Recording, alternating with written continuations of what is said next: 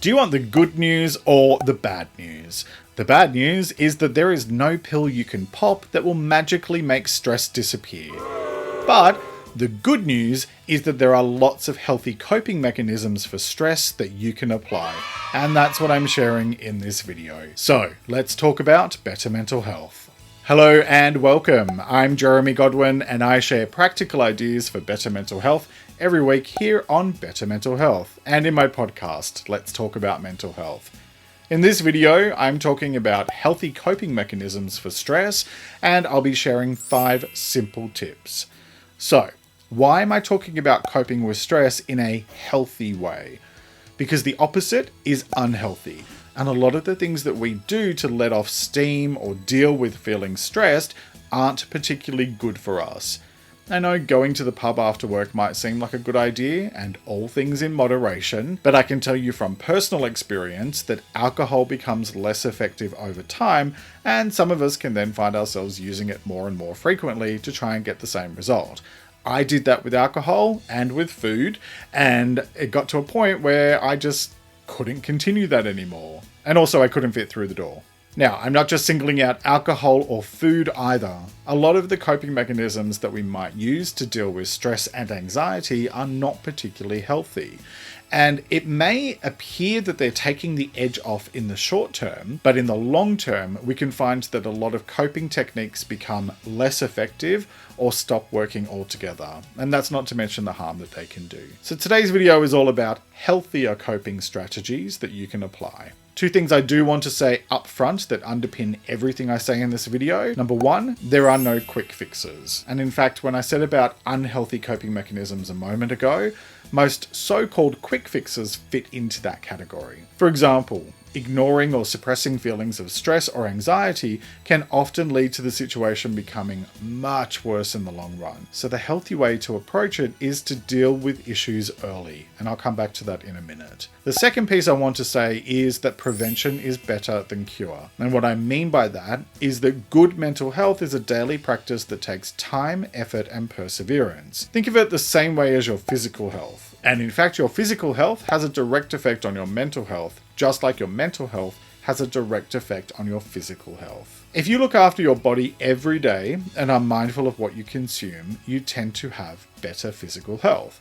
Well, your mental health is the same. So if you put in the time and effort every day to proactively manage your mental well-being, you'll find that over time, that adds up to deliver great results.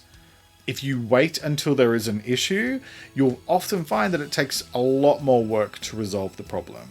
So please, consider everything I'm saying in this video as being a means of encouraging you to make both your physical and your mental well-being a priority every day, and to also be proactive about looking after both. So with all of that in mind, here are 5 ways to manage stress in a healthy way, starting with manage your time effectively. If you often find that traffic is horrendous on your way to work, leave 5 to 10 minutes early. If your train or bus constantly gets you to work with just bare minutes to spare, catch an earlier one. For the sake of an extra few minutes, being able to feel less rushed makes a huge difference. I used to get to work early, log in, and then go and grab myself a coffee to just ease into the day.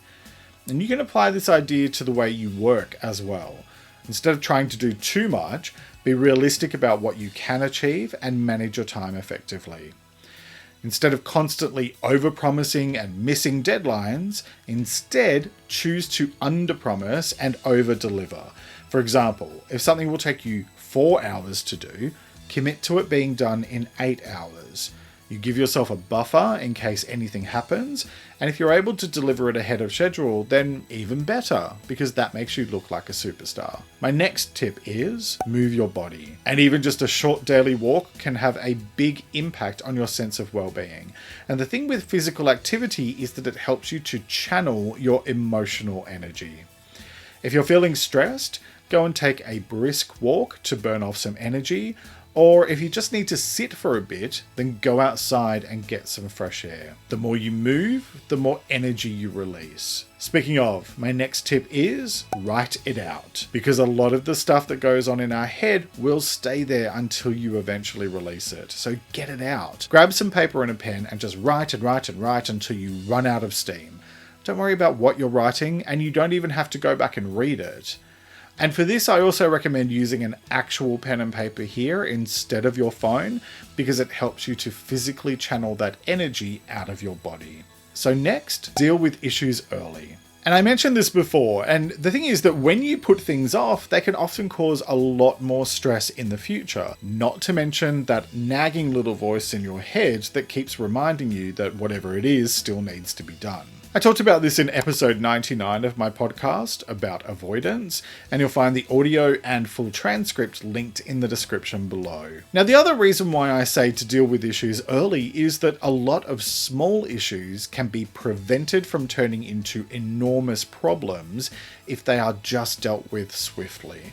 So make life easier for yourself and get into the habit of addressing issues quickly if and when they arise. And that leads to my next tip. Take things one day at a time, because we have no idea what tomorrow will bring, and worrying about it won't change the outcome. It will just take you away from finding peace of mind today. I talked about worry in episode 95 of the podcast if you'd like more information about how to deal with it. Choose to focus on today and take things one day at a time.